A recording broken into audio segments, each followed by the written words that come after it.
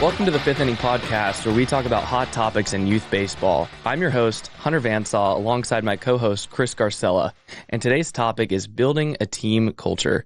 And today we've got on our show Tyrese Clayborne, a former D1 baseball player at Texas Southern University, where he was the captain of his SWAC team.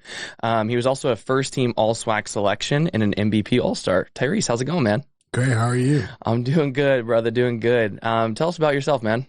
Yeah, so I grew up here in Houston. I went to Umba High School, graduated in 17, went to Lamar University out of high school. Things didn't work there, so I decided to go the JUCO route. So I ended up in North Central Texas, up in it's about an hour north of Dallas. Oh, yeah. NCT, baby. Yeah. JUCO Bandits. Let's go. Yeah, there we go. JUCO Bandits. Yeah, and then after that, I did 1 year there. After that, I went to Texas Southern for the remaining of my college career. So finished there. I loved my time there. It was great. The teammates that I had, the coach that I had, so it was all great there. So you were at Texas Southern for 2 years? I was there for 3 years if you count COVID, because we had an extra year back before COVID. Yeah, I bet that was crazy, man. Yeah, that was insane. And what position did you play over there? So I started off playing second base, and I was pretty much moved around a lot. I moved from second, had probably a game or two at third base, and then also right field. So I was kind of wherever they needed me. The utility man, Swiss Army knife. That's how that's how it goes. Army knife. That's Yeah. Something I mentioned at the beginning of this, the MVP AllStar thing. Could you just tell me a little bit about that? I know I was asking this before the show, but could you just tell me what that is and tell everyone on the podcast what that is? Yeah. So MLB MVP AllStar.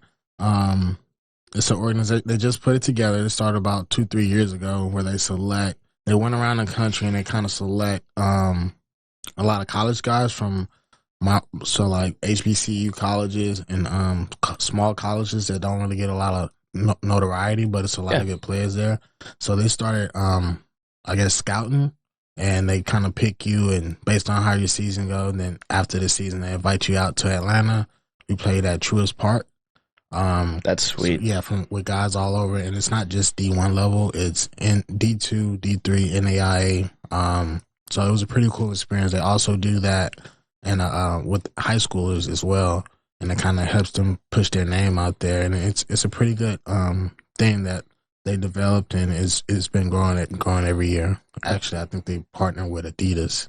Oh, that's sweet. Yeah. That's sweet. So, you finished up your college career in 2021 or 2022? 22. 22. Gotcha. 22. So recently. And then throughout your college career, I guess going into the first question of the first inning. So, all of us were parts of, really great college baseball teams from, with me at Mississippi State, DBU, Chris, you at A&M, and Tyrese, obviously you at Lamar and Texas Southern, right? So, in our setting, right, we're working with 35 to 40 different guys that all have just like, they think they're the man. They think they're, their stuff don't stink, right?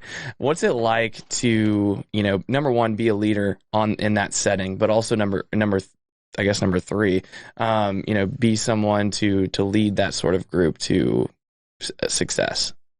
Yeah. So first, you have guys coming from all over the country, even outside of the country, to come play ball here and play college ball. And you have 35 guys on the team. That's 35 different personalities. So you got to kind of That's right. Like the first couple months, you're walking around trying to get a feel for everybody, talking to everybody, y'all meeting up outside of school to try to hang together. And the thing, especially for new guys coming in, freshmen from high school, everybody's the man basically from where they come from. Yeah. So, but when you come to college, everybody's good. Everybody's good, but everybody's not good at one thing, right? So you kind of gotta navigate and see, who's good at what. Everybody has a place and a role to play on the team. Not everybody's here to hit 50 home runs and steal 80 bags. You have those that's guys. So big. Yeah, you have those guys that's here.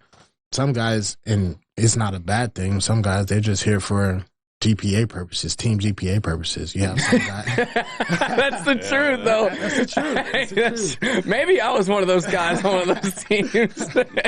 Yeah, you have some guys, you know, there may be a fifth inning guy that come in out of the pen and just, you know, keep the game right where it's at. You know, you have a guy that's coming off the bench for that leadoff hit. Not everybody's good at defense and hitting and base running. You know, you might have a guy that he's just fast. Yeah, he has the instincts on base. He knows how to run the bases correct. So, and it might be in a close game. You know, you have to sub that guy in. You might have a guy he just may be the caretaker of the team. So whoever needs, you know, yeah, a belt, a hat, socks, anything, tape, whatever it is. The clerk. Yeah, exactly. Yeah, it's just like know your role, right? Like exactly. every single person on every team, respectively, has some sort of role. Whether that's, you know, in the audience's eyes, like a big role, small role. I just think like that's such a big deal, and I feel like you know, going, you know, through my college progression and everything like that, like my freshman year, I was a red shirt on an RPI 1 team at DBU, and, you know, we hosted a regional, and I just remember my role was obviously super insignificant to, you know, maybe the success on the field, but right, like I'm in the dugout, I'm still tipping pitches from the pitcher, like I'm getting tells of like, you know, if someone's fingers like pointing straight up, they're throwing a breaking ball. If it's down, it's a fastball, right? Like there's every single thing, like everyone in the dugout has some sort of role and a factor that they can play into the success of the team. And I do, that's such a huge point. Exactly. Yeah. So it's absolutely fascinating to me. We had John Sheshik on the podcast last week, and you guys were both captains, right? And so you got, I mean, like you said, everyone is the man in high school when they get to a Division I college. Exactly. Yeah. And so you got alpha guys, right? 35, 40. How do you, I mean, do you think it's the program's kind of already been built and you kind of learn from the guys that are there before you, or how do you navigate getting 35 alpha males on the same page to accept their roles? I think for me, like, it definitely helps if you've already had like proven success in a historically successful program, right? It's obviously more of a challenge to be that like pace setter or like trailblazer type team within an organization, right? Like I think of, you know, in recent teams, you know, you have your Coastal Carolina where, you know, they recently made a berth to the College World Series, and then now, you know, they're frequenting the College World Series. And, you know, with Dallas Baptist, obviously coming from that sort of program, you know, they've never made to the College World Series, but they're consistently making regional finals. And then last year, they're finally making it to a super regional. And it's like those guys are consistently trying to claw their way to hopefully a College World Series, you know, with recruiting and all of that getting better, and the transfer portal, like obviously those things are going to make things a lot easier to make those things accessible. Mm-hmm. But for me, I just remember like guys when I was a freshman that I looked up to, and that wanted me to grow and work hard. And I mean, I came in, you know, into college soaking wet. I was like $160. Yeah. And, you know, leaving my freshman year, I just got on that like workout twice a week, and like that was my whole purpose, was to get absolutely jacked. Yeah. So that the next year I could be a contributor to that team. And I ended up gaining like 40 pounds that off, or not the off season, but like from the time I stepped foot on campus to the time that, you know, I left DBU.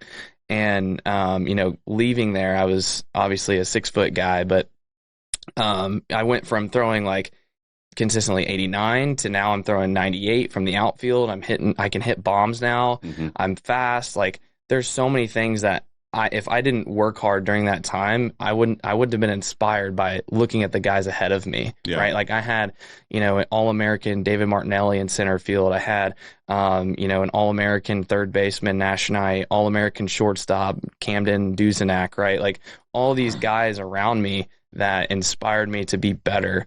That are now have played professional baseball at some level, right? And you know, seeing those guys inspired me as a young freshman to be able to basically go behind them, right, and be able to be what they were. Yeah. Obviously I didn't stick around at DBU because, unfortunately, I had to go and transfer to junior college, but it still stuck with me at junior college, right? And going to Mississippi State, like that stuck with me. Just that one season I was able to, have that mindset and continue that mindset with me throughout my entire college career. And now fast forward to Mississippi State, we're playing on a team where, we've got a brand new coach and, we have absolutely no business making it to a super regional with only like 9 guys that can physically throw a baseball across home plate because everyone else is like blown out their arms or had some sort of arm injury. And yet our lineup is just absolutely doing damage with guys like Brent Rooker, Jake Mangum, Ryan Gridley, guys like and Hunter Stovall, guys like that are just like absolute dogs in the box, and we're the toughest outs that you can get. Yeah. And we're playing against Southern Miss in a regional final game. With a chance to go play LSU in a super regional. And, with our backs against the wall, we came through and just dominated top to bottom in that lineup, right? And it's just like having that mentality of, I guess we talk about it with the force, right? Like hold the rope. Like that's something that honestly wasn't something that I've had in my life during my college career, but it's that same mentality where it's just like every single guy has a role to play, just like what you said, Tyrese, earlier. And knowing that role, like my role at the beginning of my career at Mississippi State was, I'm the pinch hit guy. Like it's my time, I'm going to do whatever it takes when my number's called. Yeah. And whenever that happened, we're playing against South Carolina, and we're, fluctuating through, the rankings of the SEC. And this is a big time game. If we can win this game, we're going to have a top seed in the SEC tournament. And we've got runners on second base. My coach tells me to get ready to hit. I strap it up. I get up to the plate, and they put in their closer that's throwing 99 miles an hour. And first pitch I see, I hit one right off the left field wall for a double to tie up the baseball game. Like it's just like moments like that allowed me to continue my career and obviously win a spot eventually in right field. But it's like, if I would have just like been super selfish and not allowed myself to know that was my role in that given moment, I wouldn't have been successful and my team would have failed and we wouldn't have been able to achieve what we wanted to achieve. Right. And I think that's such a big deal, is just like having an understanding of who your team is, what their roles are. And you don't necessarily have to be okay with the role that you're given, but you have to work hard to be able to get out of that role. Yeah. I think that's the other side of that piece, right? Like if I'm that redshirt freshman that's like, man, I want to be that guy, right? Like I'm going to work my butt off to be able to get to that point. Yeah. You should never be okay with being the backup guy, but understand that it's your responsibility as a player to go and earn that spot and continue to work to get that spot, right? Exactly. And then be ready when your number's called. Time's called, Yeah. One thing that I realized was, looking back in my college career, and I wasn't a captain like y'all, but looking back, and when we went to the World Series in '99, and even before that, when we went to the regional finals in '98 in the old format, you look across that season, and it took guys that didn't contribute very much during the season to contribute as you got into 100%. The regionals and super regionals or in the Big 12 championship games in the tournament to further that season. Absolutely. Right? And so everyone's got to be ready, and everyone has a role to play, like you said. And to that point, if you're not showing up at the beginning of the season, when your time's actually called, like you just mentioned right there, how do we know? How can we trust you that you're going to show up 100%? When we really need you, when things really count, because everything counts. Yeah, you have 40 guys on the team. I think it's like 35 make the roster, but only 27 can ride the bus. Right. So if you earn that a spot, a role in that 27-man bus, I mean, you got a role. Don't matter what it is, embrace it. Yeah, that's true. Because everybody counts. Everything counts. Every role is important. That's why, like, professional, even if you work for the Astros, no matter who you work for, everybody from the GM, the players, all down to the janitor, they all get rings. Yeah. That's true, man. Yeah, that's everybody. So everybody counts. It don't matter what your role is. Embrace it. Because when you never know when your time's going to be called. and when it is called, you have to be able to show up for the rest of your guys.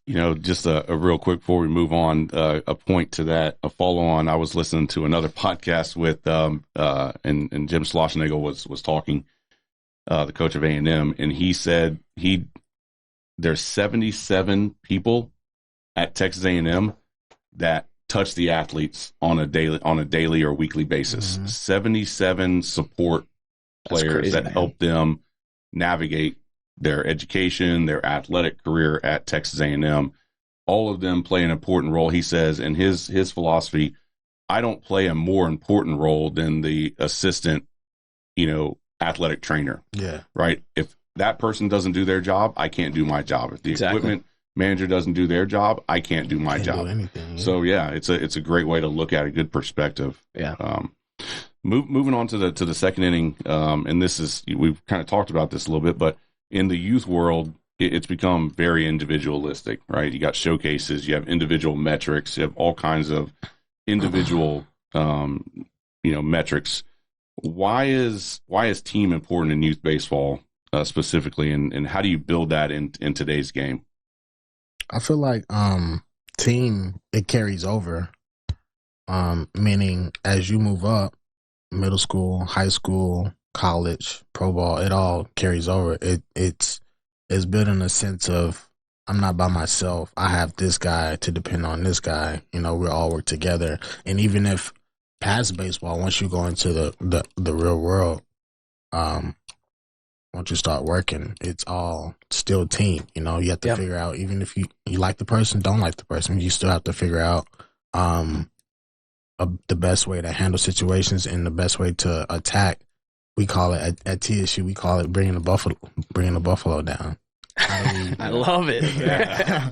Somebody have to, bite his ear. Somebody got to tickle his belly. Yeah. Somebody, everybody has a part. But as far as a team, it takes a team. I understand in the youth, they kind of try to follow the hype, I would say. Yeah. They try to go to the big teams and puts players out, and what they don't realize is those players actually put in work. Yeah. It's not the team you're on. It's not the team you're on at all. I played on countless numbers of teams, and they didn't all have big names. Some of them did, but some of them didn't. Yeah. But everything I did up until the point to where I got to the big name teams, that all played a factor in me first getting there, being able to play, being able to be a good teammate, and carrying that over into what I do further on in my career. And I think that's brought me a longer way than anything I've done individually, as far as, okay, I'm gonna go do this because I feel like they're gonna get me here. Yeah. I think one thing that you mentioned that really sticks and resonates with me is just like the being a good teammate piece. It's like, I feel like when your focus is on your team rather than yourself, like it's so much easier to be able to, in a game of baseball, like to make adjustments and to be able to have a larger focus of, seeing the big picture, right? I think if your focus is solely on yourself and your statistics and all of those things, like you're going to be burdened down by all of those things. You're not going to be able to be successful in this game because it is such a game of failure. Like we hear that all the time. Like the best hitters in baseball are failing 7 times out of 10. And I don't think the youth understands. They don't. No, like I think, and it's a hard concept to grasp too. Like, even college players are still learning to grasp at those things, like at the highest level. Yeah. Or I guess maybe not the highest level, but even big leaguers are still struggling with that at times. Right. And I think for me, whenever I was going through those funks, it's like I needed to focus on my teammates and focus on their success and celebrate their wins. And it's like, if I'm celebrating their wins, I'm no longer fixated and focused on myself, right? So that now every single day I can come to the game and I'm focused on other people. I'm not so focused on myself, so that I can get better and still succeed even in the midst of my misery, right? And I think that's such a big deal that's missed out in this game, is like people like I think of it all the time. Like you see that one kid in youth baseball, they like swing and miss and they like throw a fit and they get super upset, and it's like, dude, you just took a fantastic swing. Like you took the best swing that I've seen all day, but you swung and missed. It's okay, man. get in the box. You got another pitch. Let's tee it up and let's go crush, right? It's the reason you have three. Exactly. You have three to play with. So. Exactly. And then the same thing is like if you strike out, like the fits getting thrown, it's like it's such a common thing in youth sports where you Done see for the day. Yeah. You can't bounce back from after you throw a fit like that. Exactly. And it's like your mind is such a huge deal in this game. And the only thing that's consistent is team. Yeah. Right? Like your individual self is not going to be consistent in the game of baseball, but the team is consistent and constant and always going to have some sort of success that you can celebrate. Yeah. I love that taking down the buffalo. Yeah. I love that. Like seriously, you're having a bad day at the plate. Yeah. Well, go help the team take down the buffalo and make a play on defense. Yeah. Right? You're not playing that game. Or, be ready to come in and throw an inning and get us out of a jam or go pinch run and steal a bag for us to help us win. 100%. And to the youth, to explain what I mean by the buffalo is anything. It's the task at hand. The task is, when we first get to the field, the task is it's warming up, trying to get ready for the game. Once we start playing the game, how can we annihilate this team? How can we take this first pitcher, the starting pitcher, because it's probably one of their good guys, one of their dogs, man. How we get the pin, Yeah. After that, what do we have to do to win? Because at the end of the day, winning is the ultimate buffalo. If you win every single pitch, you're gonna win in some way. You may not win that game, but you win as far as you getting better and gaining knowledge and able to move forward. And back to your point, what you said, as far as throwing tantrums and stuff, we have in the youth. It's a lot of, I struck out. I'm gonna go throw my bat. I'm crying. My parents may say something. I'm gonna talk back to my parents. But like, you come back to the dugout. Everybody has to have a flushing system. Yeah. So figure out what that is, but make it. You're not trying to make a scene. Yeah. Because now you're bringing attention towards you, and attention should be on the game. Yeah. Everybody's in the dugout. There's only one guy hitting. We got one guy on the deck. It's 10 other guys in the dugout, Yep. So not all those other, 9 guys is looking at you, seeing what you're doing, but we have 2 other guys that's still competing for the ultimate prize, which is the buffalo.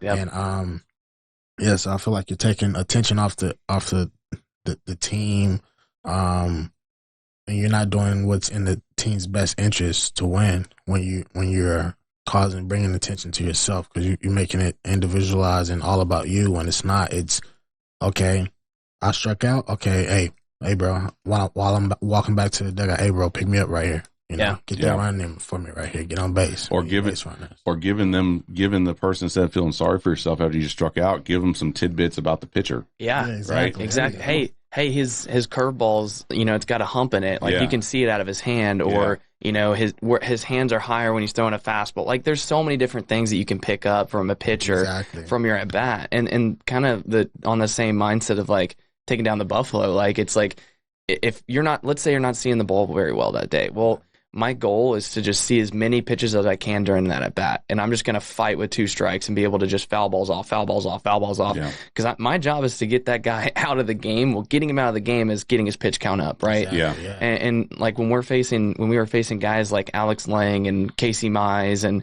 guys like that are like absolute dudes, and they're in the show now, right? Mm-hmm. Like our job was, not necessarily even to have success off of them. It was to get them out of the game faster. Yeah. Exactly. The sooner we can get in that bullpen, the sooner we can get in the chance to see a guy that's not a first round draft pick, and not only that, but like the next game on Saturday, like we're going to be able to get in their bullpen, and it's already depleted. Yep. Right. Like, and now we can have a better chance on Saturday to win, and even Sunday, it's like, who knows who's going to win on Sunday because there's no pitchers left, right?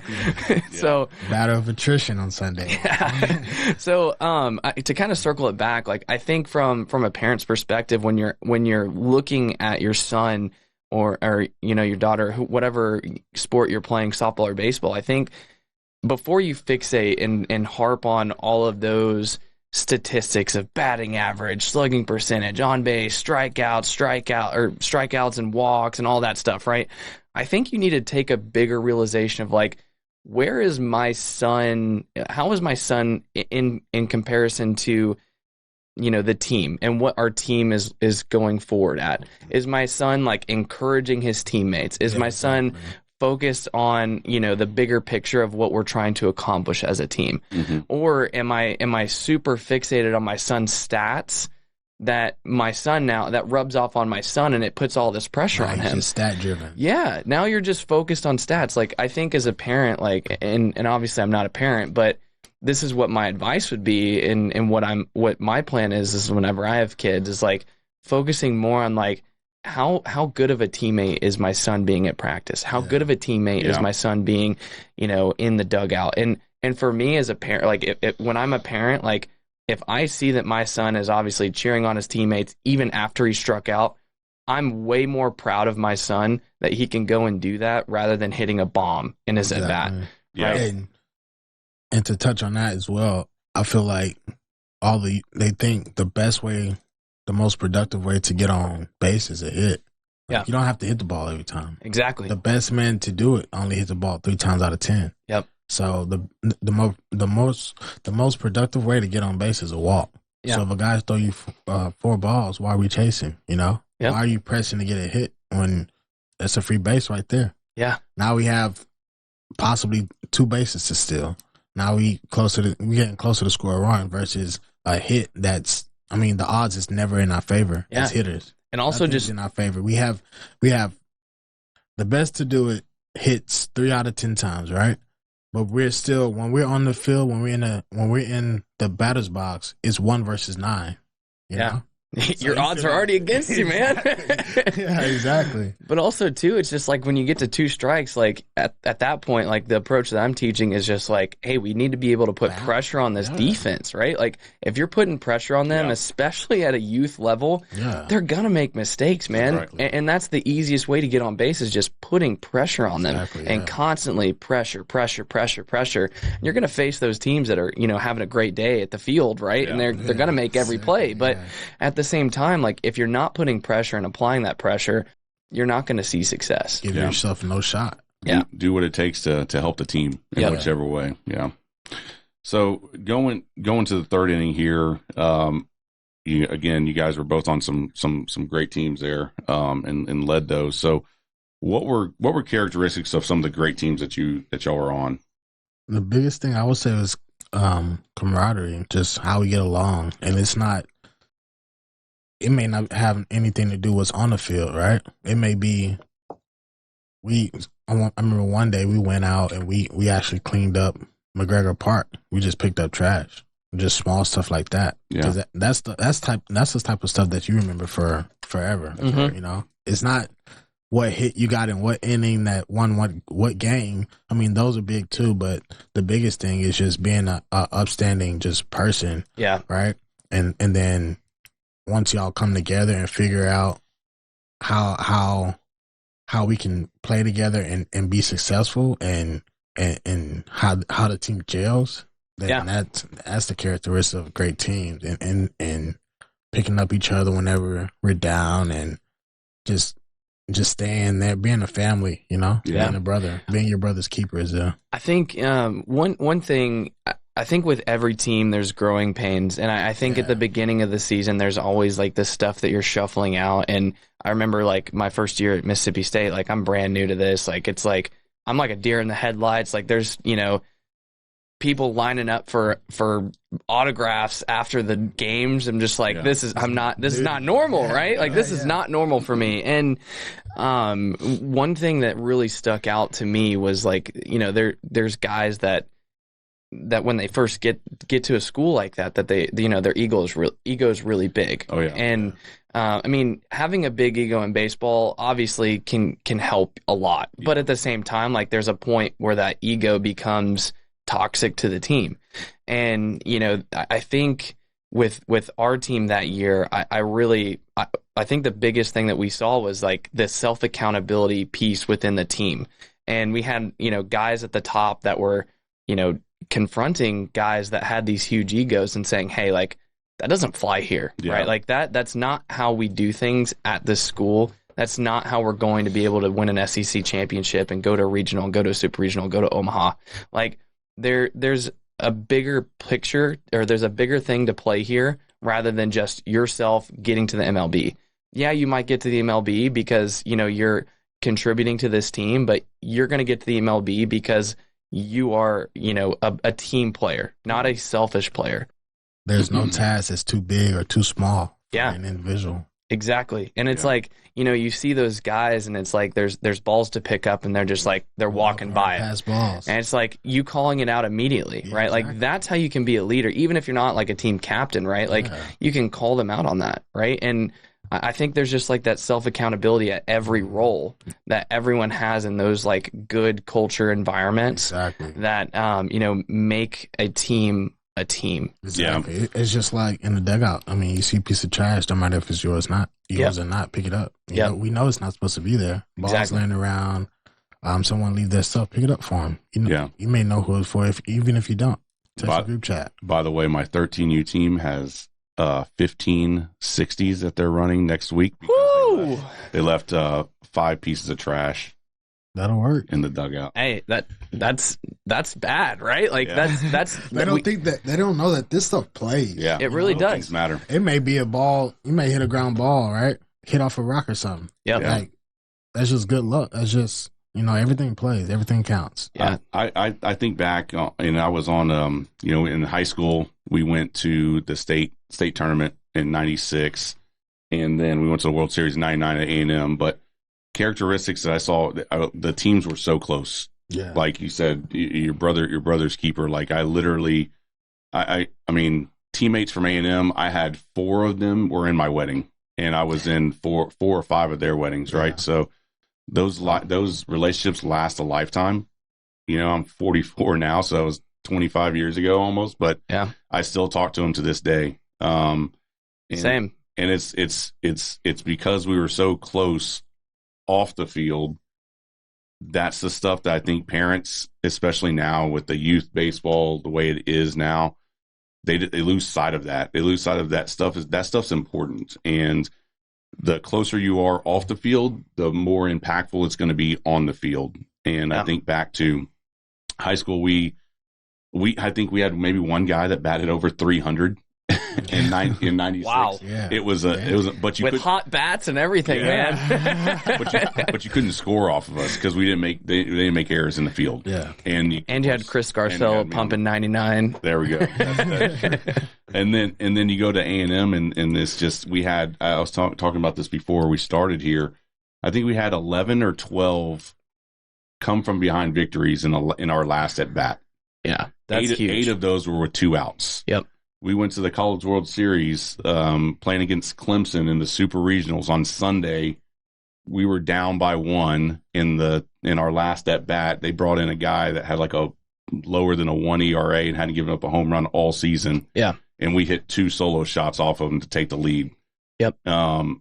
That doesn't happen if you don't have a tight knit team, in my opinion. Yeah, I think that's the ultimate indicator of like perfection and team camaraderie. It's just like the come from behind victory is such a big deal when it comes to the team that like if it's not happening, you got to figure out why. And probably the reason that you're going to find out why is because your team isn't as much of a team as you think it is. Yeah, that's right. And it's like whenever you see like that extra effort and that extra grittiness at the end of the game like manifests itself, I think that that's such a big deal from a just like taking the onion back and peeling the onion back and seeing like, okay, this is what a true team looks like, is like a team that fights at the end, fights till the very last out of the game. Doesn't matter if we're down 11 or down 2. Yeah. We're going to be fighting tooth and nail to be able to try to win this ball game.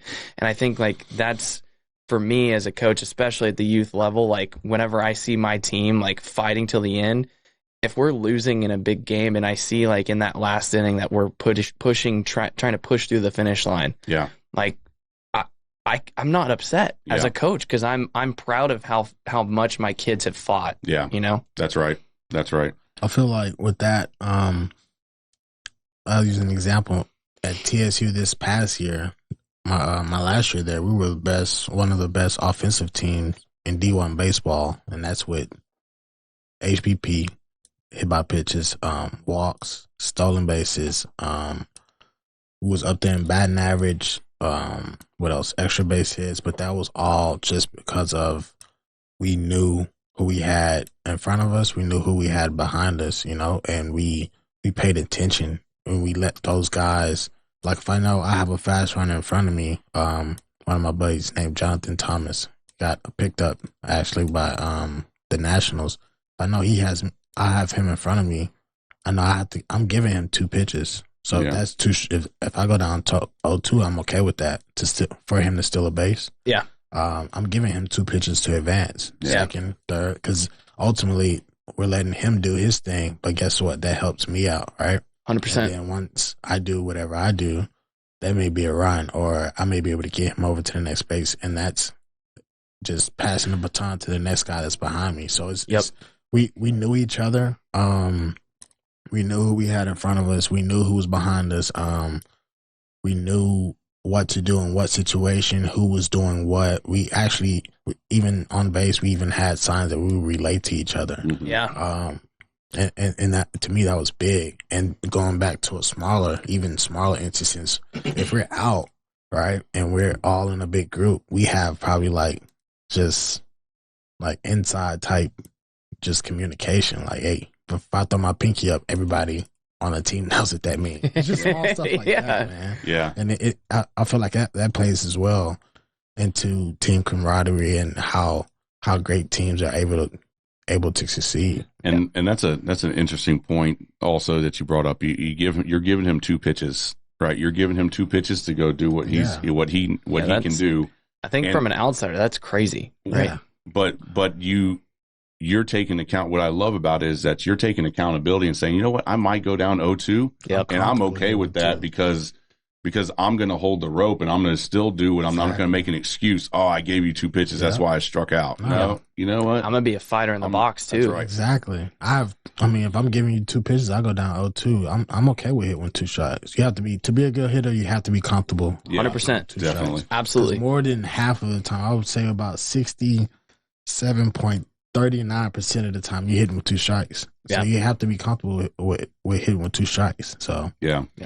So going into the 4th inning, how do you get players and parents, especially in the youth world, right? How do you get them to buy into this team philosophy, right? It's a great question. I think for me, it starts with the extracurricular activities that the team is having. I think in youth, it's, when you're going to, let's say you're traveling for a tournament, and you're all staying at a hotel, let's plan a dinner or plan to have some sort of event with the whole team there so we can have that camaraderie. And I think there's a lot of uncomfortableness that needs to come out at the very beginning of the season between parents even. Right. And just kind of going out of your comfort zone. If let's say you're a parent that's on, you're a returning parent and there's new parents, introduce yourself, make them feel welcome, go out of your way to be able to make that person feel comfortable. And I think within my team, obviously there's been attrition of people going out, people coming in, but there's also been people that have stayed for the whole time that I've been a coach. And it's those people that stay, they're wanting to make the new people feel comfortable with the environment of the team. And good team chemistry, bad team chemistry in youth sports. It's when the parents are super focused on their own son's success. I mean, you should be, right, to an extent, but when you're over obsessed and over, fixated on just your son, that's toxic to the team. It is. That creates separation. Yeah. And I feel I know what we used to say at TSU is stay in your pack. Yep. Stay in your wolf pack. And that's players, but bringing it down to the youth level, that's parents too. So if we're at practice, parents, I have parents, they're here, way over there in the parking lot here. And it's just, I feel like it's cancerous because I feel like it's just no togetherness. Everybody's just worried about their own kids' individual success, and they're not really interested in the what's best for the team, Yeah. So I feel like staying together, like you said, extracurricular, You know, if we have an hour and a half between games, let's go eat. Yeah. Everybody, let's go eat over here. Hotel, whatever it is, kid's birthday, make it an event. Yeah. You know? Yeah. What about, you know, this is one thing that I've observed too. So I think the teams that do a good job of this do it, and some that don't. But I think not to overlook getting your kids together and your players together and talking to them about how important team is. Yeah. Talking to them about, you know, we have that at the Force as an example. We have that big hold the rope sign on Force Field. Talking to them, letting them know what that means. Yep. You know, I tell our kids stories, and it's not to talk about my glory days, so to speak, but it's to tell them stories that I learned from good teams. Yep. And why that's important. And get you can get the players to buy in, because they do want to be where we have been. Exactly. Right? They do want to be where we have been. Yep. And they're looking to us to help inspire and lead them, and telling them about team and talking to them about how important team is, not necessarily about how to catch, throw, and field and hit. I mean, they have their private instructors for that. Exactly. We're there to lead a team. Exactly. And I want to touch on that as well. I feel like we're coaches, but we're not here to teach them how to hit, how to throw. Just basically saying what you were saying. My job here is to put on a strategy. How we're going to go win these games. What's the bunt coverage? What we're going to do on first and third plays. Cuts and relays, making sure people are in the right position. As far as just the fundamentals of catching, throwing, and hitting, I don't have enough. I mean, we don't have enough time to. Yeah, there's not enough time for that. I might give you like one or two tips in the game, and then that's where you have to like go after practice and work on that with your parent or your instructor, right? But to echo that, like there is not enough time, especially like in a week where we've got like an hour and a half to maybe 2 hours to actually get work done.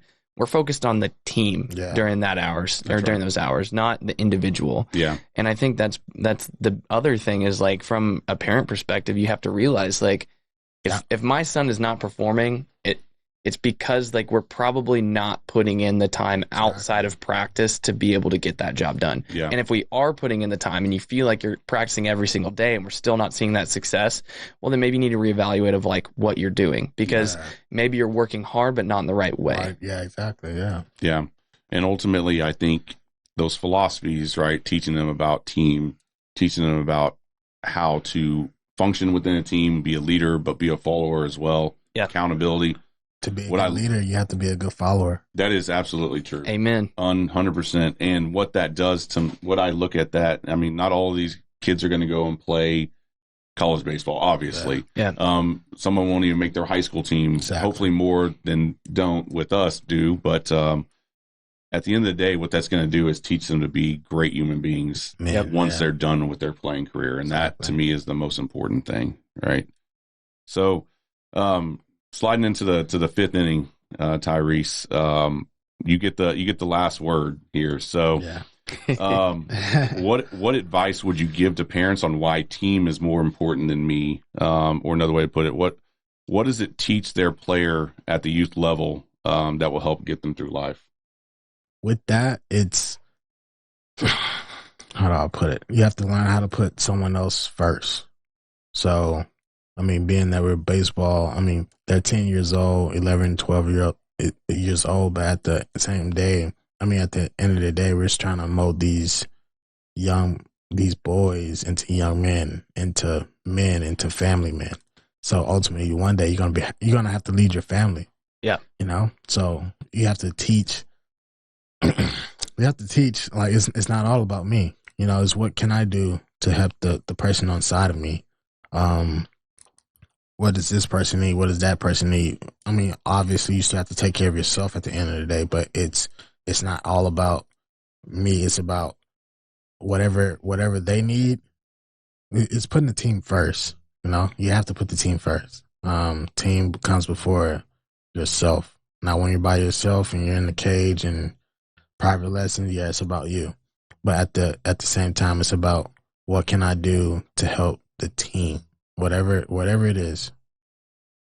I agree, man. I think that's such a big deal from like the mindset of just, this is bigger than just baseball, especially from the youth level. It's like, this is the opportunity to be able to show these kids what it's like to not only take the game of baseball, but also like implement those things in real life settings. Like, I think of myself right now, like, I'm managing, an office of like 80 people, 100 people, right? And it's like, I wouldn't have been able to even think about doing these things if it wasn't for like my experience that I had in baseball. Exactly. And there's conversations that I'm having daily where it's like, I'm having to hold people accountable. And it's like, I had to do that in baseball, and it's like, it's normal to me now. Yeah. And like, it's like second nature for sure. Yeah. And to your point, I just got promoted to manager of my Congrats, man. Yeah, Let's go. And but it's just like, I don't feel like it's any different from what we're doing. I feel like baseball is the best teacher for life. You're gonna go through a lot of adversity in baseball. It's adversity every day. Yeah. It's a game of failure, so you're gonna go through adversity every day in life. Once you make it to once you have kids, you have a wife, and you have a husband, whatever it is, it's gonna be a consistent battle to where you have to fight each and every day. You have to figure out. You have to be able to lead and point your kids and your wife, and you have to keep the family, and your family is your team. Right? Yep. Yeah. Just like now, baseball, your team is your family. So it all plays together. Yep. That's so big. Well, Tyrese, man, thank you so much, dude.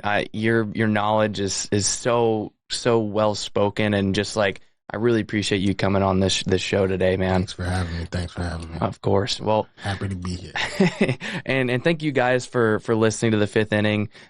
Listen to our next episode. We're going to be bringing on Claire Eccles, a revolutionary person that's segueing or I guess trailblazing the path for women in baseball.